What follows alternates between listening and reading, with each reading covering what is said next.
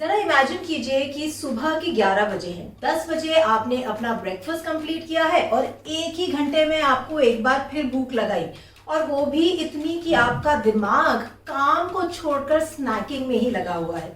वही सिनेरियो 2, थोड़े ही महीनों पहले आपने वेट लूज किया है डाइटिंग करके और अब वो वेट वापस आ गया है, आपका ये वेट योयो कर रहा है। आप कितनी भी कोशिश कर लें पर आपका वेट कम नहीं हो रहा और आपकी एपेटाइट और हंगर और क्रेविंग्स बढ़ती चली जा रही है। तो आखिर आपकी बढ़ती हुई एपेटाइट के पीछे क्या कारण है? हम किस प्रकार से अपनी एपेटाइट, अपने हंगर और क्रेविंग्स को रेगुलेट कर सकते हैं, अपने वेट को मेंटेन कर सकते हैं? All this and more in today's video, so what are we waiting for? Let's get started.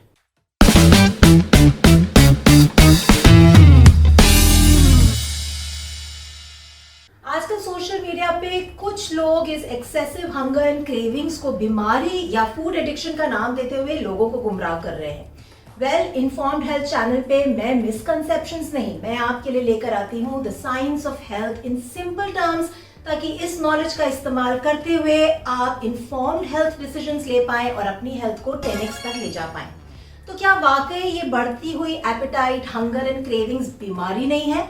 Of course not. तो फिर ये एक इम्बैलेंस है किस चीज का? आपके हार्मोन्स का। So let's understand this better. जी हाँ, हमारे बॉडी की सारी फंक्शनिंग हार्मोन से चलती है। हमारी बॉडी में हार्मोन्स एक ट्रैफिक कंट्रोलर की तरह फंक्शन करते हैं, एक बिजी रोड पर सिग्नल देने की तरह। देखिए, there are different kinds of hormones हमारी बॉडी में और हर हार्मोन का एक स्पेसिफिक फंक्शन है। कुछ हार्मोन्स मूड मैनेज करते हैं, कुछ मेटाबॉलिज्म, कुछ ब्लड शुगर, कुछ स्लीप, और वहीं कुछ हार्मोन्स हैं जो हंगर को रेगुलेट करते हैं, हंगर सिग्नल्स मैनेज करते हैं ना। ये हार्मोन्स बॉडी के अलग अलग सिस्टम्स को इंस्ट्रक्ट करते हैं ताकि as a whole body smoothly function कर पाए। तो क्या हमारी भूख यानी एपेटाइट भी हार्मोन से रेगुलेट होती है? Absolutely right. हमारे बॉडी में दो हार्मोन्स ग्रेलिन और लेप्टिन हमारे हंगर और फुलनेस यानी सटाइटी को रेगुलेट करते हैं। तो देखा आपने, आपके हंगर का रिमोट कंट्रोल आप ही के हाथ में है, बस आप अभी तक इससे बेखबर हैं। जब हम भूखे होते हैं तो हमारे बॉडी में ग्रेलिन हार्मोन की जो मात्रा है वो बढ़ने लगती है, जो हमारे ब्रेन तक हंगर का मैसेज पहुंचाती है और हमारा ब्रेन हमें किचन की तरफ डायरेक्ट कर देता है in the search of food. खाना खाने के बाद जब हम फुल होने लगते हैं तो दूसरा हार्मोन यानी कि लेप्टिन, उसकी मात्रा बॉडी में बढ़ने लगती है, जो ब्रेन को सटाइटी यानी फुलनेस का सिग्नल देता है और ब्रेन हमें डायरेक्ट करता है to suspend the act of eating. यानी ग्रेलिन और लेप्टिन का जो बैलेंस है वो हमारे एपेटाइट को रेगुलेटेड रखने में मदद करता है, और वहीं दूसरी तरफ जब ये बैलेंस गड़बड़ा जाता है तो हमारी एपेटाइट, पोर्शन जो है वो बढ़ने लगते हैं और क्रेविंग्स भी होने लगती हैं। तो वो क्या फैक्टर्स हैं जो ग्रेलिन और लेप्टिन के बैलेंस को डिस्टर्ब करते हैं, ताकि इन फैक्टर्स को इन चेक रखते हुए आप आसानी से इस बैलेंस को मेंटेन कर पाए? आइए इस पर एक नजर डालते हैं। 5 फैक्टर्स जो ग्रेलिन और लेप्टिन के डेलिकेट बैलेंस को डिस्टर्ब कर सकते हैं, उसमें सबसे पहले है स्लीप। ना आप सोचेंगे कि मैं सबसे पहले स्लीप पे बात क्यों कर रही हूँ, क्योंकि स्लीप हमारे लाइफस्टाइल का एक मोस्ट अंडररेटेड पिलर रह गया है। लोग अक्सर डाइट और एक्सरसाइज पे तो बात करते हैं, पर वो ये नहीं समझते कि डाइट और एक्सरसाइज पे किया हुआ सारा इनपुट आपकी स्लीप में ही मैनिफेस्ट करता है, यानी sleep is very very important. वहीं रिसर्च ने प्रूव किया है कि जब हम स्लीप डिप्राइव्ड होते हैं तो बॉडी में ग्रेलिन यानी कि हंगर जो हार्मोन है उसकी मात्रा बढ़ने लगती है। तो आपने नोटिस किया होगा कि जिन दिनों आप ठीक से नहीं सोते, आपकी स्लीप डिप्राइव्ड होते हैं या स्लीप डिस्टर्ब रह जाती है, अगले दिन आपकी क्रेविंग्स हो जाती हैं, आपकी जो पोर्शन साइजेस है वो बढ़ जाते हैं, और वो सिंपली इसलिए होता है क्योंकि बॉडी स्लीप डिप्राइव्ड स्टेट में एक स्ट्रेस मोड में चली जाती है, और स्ट्रेस, जिसमें मैं आगे बात करने वाली हूँ, वो एक इंडिपेंडेंट वेरिएबल है जो हमारे बॉडी को काफी रॉन्ग चॉइसेस की तरफ ले जाता है, राइट ना। स्लीप में ही हमारी सारी हार्मोनल बैलेंसिंग हो रही है, तो जायज सी बात है कि ग्रेलिन और लेप्टिन का बैलेंस भी स्लीप में ही हो रहा है। So make sure that you focus on improving the quality of sleep, और उसके लिए आप कौन से बायो हैक्स इस्तेमाल कर सकते हैं जो आपको नेचुरली एंड आसानी से डीप रेस्टोरेटिव स्लीप साइकिल्स में ले जाएंगे। उसके लिए आप ये वीडियो देख सकते हैं। आपको फोकस करना है 7 to 8 hours of good quality sleep, और ये बायो हैक्स आपको मदद करेंगे इस ड्यूरेशन को और भी ज्यादा इम्प्रूव करने की। Number 2, high stress levels. जैसे कि मैंने पहले बताया, stress single handed independent variable है जो हमारे बॉडी के तमाम सिस्टम्स को डिस्टर्ब रखने की क्षमता रखता है। जी हाँ, जब हम स्ट्रेस मोड में होते हैं तो हमारी बॉडी में स्ट्रेस हार्मोन यानी कि कॉर्टिसोल की मात्रा बढ़ने लगती है, और जितनी कॉर्टिसोल की मात्रा बढ़ती है उतना ही हमारा थायराइड हार्मोन कम होता है, यानी कि हमारा मेटाबॉलिज्म स्लो होने लगता है और हमारी बॉडी एक एनर्जी कंजर्वेशन मोड में घुसने लगती है ना। एनर्जी कंजर्वेशन मोड ऑन होते ही हमारा जो ग्रेलिन हार्मोन है उसको बूस्ट मिलती है, ताकि वो ज़्यादा हमारी एपेटाइट जो हो वो बढ़ाए, और जिसके चलते हम और ज़्यादा कैलोरीज को कंज्यूम करें, ताकि बॉडी उन कैलोरीज को फैट में कन्वर्ट करके स्टोर कर पाए इस स्ट्रेस को हैंडल करने के लिए।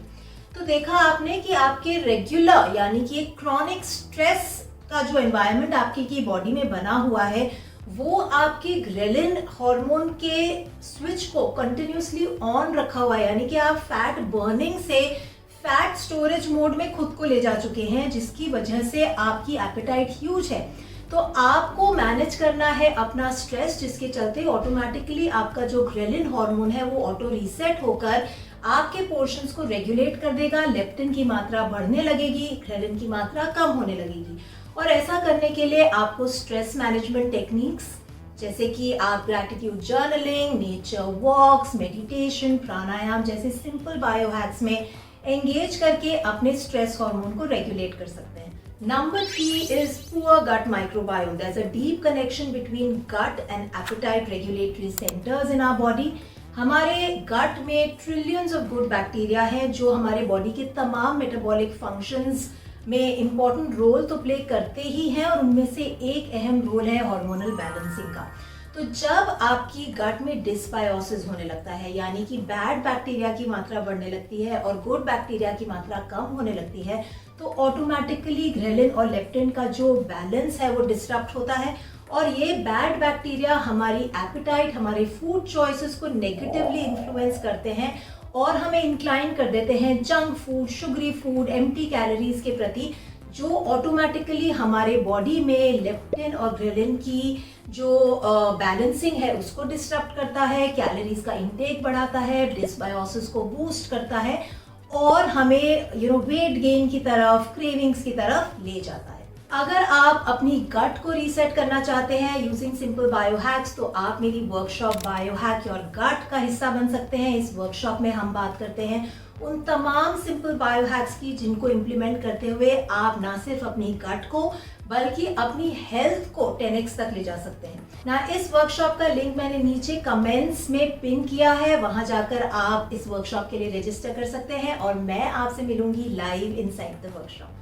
Number 4 is following diet trends. देखिए, डाइट ट्रेंड्स को फॉलो करना एक बड़ी गलती हो सकती है, क्योंकि डाइट ट्रेंड्स पर आधारित जो मेन्यूज होते हैं वो बैलेंस्ड मील्स नहीं होती। जी हाँ, बैलेंस्ड मील्स वो होती हैं जिसमें हमारे मैक्रोन्यूट्रिएंट्स और माइक्रोन्यूट्रिएंट्स यानी कि carbohydrates, proteins, fats, vitamins, minerals and fibre जो है मिलकर सही प्रोपोर्शन में प्रेजेंट होते हैं, जो हमारे सटाइटी सिग्नल्स को इंड्यूस करते हैं, हमें फुलनेस की फीलिंग देते हैं। अगर आप कोई भी ऐसा डाइट प्लान फॉलो कर रहे हैं जिसमें आपको स्टीम्ड एंड बॉइल्ड वेजिटेबल्स खाने की सलाह दी गई है या आपको कम्प्लीटली फैट को अवॉइड करने को कहा गया है, तो ये बिल्कुल भी सही नहीं है, क्योंकि फैट हमारे बैलेंस मील का एक इम्पॉर्टेंट मैक्रोन्यूट्रिएंट है और मेटाबॉलिकली हमारे बॉडी में काफ़ी फंक्शंस प्ले करता है ना। किस तरीके का फैट है जो आपको अपने मील में इंक्लूड करना है और कौन से बैड फैट्स हैं जिन्हें आपको अवॉइड करना है, उसकी डिटेल जानकारी आपको इस वीडियो में मिलेगी। तो इस वीडियो को ज़रूर देखें and only include good fats in your meals. Now research ने प्रूव किया है कि मील में जब हम अपने सीरियल्स यानी कि ग्रेन्स जैसे कि रोटी, राइस, पोहा, उपमा, इडली को प्रोटीन और गुड फैट्स के साथ कंबाइन करते हैं, तो ये हमारे बॉडी में लेप्टिन को सेंसिटाइज करता है और हमें फुल फॉर लॉन्गर रखने में मदद करता है, हमारे पोर्शन साइजेस को ऑटो रेगुलेट करता है, तो हम ऑटोमेटिकली कम मात्रा में फुल हो जाते हैं, सेटिस्फाई हो जाते हैं। एंड नंबर 5 पर है artificial sweeteners. You might be shocked, but मेरे इस डिटेल वीडियो में मैंने समझाया है why artificial sweeteners are bad for you. पर यहाँ समझना बहुत ज़रूरी है दैट आर्टिफिशियल स्वीटनर्स हमारी बॉडी में एक state of reactive hypoglycaemia induce करते हैं, यानी वो हमारे बॉडी में इंसुलिन तो सिक्रीट करवा देते हैं, पर इंसुलिन जिस पे एक्ट करे वो कैलोरीज आर्टिफिशियल स्वीटनर से आती नहीं। तो बढ़ा हुआ जो इंसुलिन है बॉडी में सर्कुलेट कर रहा है, उसको एक्ट करने के लिए कैलोरीज की जरूरत है। As a result of this हमारी एपेटाइट बढ़ जाती है, हमारी क्रेविंग्स बढ़ जाती हैं, क्योंकि बॉडी को जरूरत है इस वक्त कॉन्सेंट्रेटेड सोर्सेज ऑफ कैलोरीज की जिस पे इंसुलिन एक्ट कर पाए। तो देखा आपने किस तरीके से आर्टिफिशियल स्वीटनर्स भी हमारी बॉडी में हंगर, एपेटाइट, क्रेविंग्स को बढ़ाते हैं। ना सिर्फ इतना, artificial sweeteners also are related with gut dysbiosis, यानी कि वो गट को डिसबायोसिस की तरफ ले जाते हैं, बैड बैक्टीरिया की मात्रा बढ़ाते हैं बॉडी में, जिससे ऑटोमेटिकली हमारी बॉडी जो है क्रेविंग्स और लार्जर एपेटाइट की तरफ जाने लगती है। So make sure that you say no to artificial sweeteners. Thank you for watching this video till the end. आज बताए हुए पांचों फैक्टर्स में से कौन सा फैक्टर आपके लिए सबसे ज्यादा आई ओपनिंग था, नीचे कमेंट्स में लिखकर मुझे जरूर बताएं। आज के वीडियो पे अपना फीडबैक दें और मुझसे शेयर करें कि वो कौन से टॉपिक्स हैं जिन पर आप authentic nutrition and health information चाहते हैं, ताकि आने वाले एपिसोड्स में मैं वो जानकारी आप तक लेकर आऊँ। मेरी आपसे एक रिक्वेस्ट यही है कि इस वीडियो को सभी के साथ शेयर करें, ताकि हम सिंपल, सेंसिबल और साइंटिफिक ऑथेंटिक इंफॉर्मेशन के साथ एक स्वस्थ और समृद्ध भारत का निर्माण कर सकें। मैं आपसे मिलूंगी अगले हफ्ते। Till then you take care, eat well, live well and be healthy.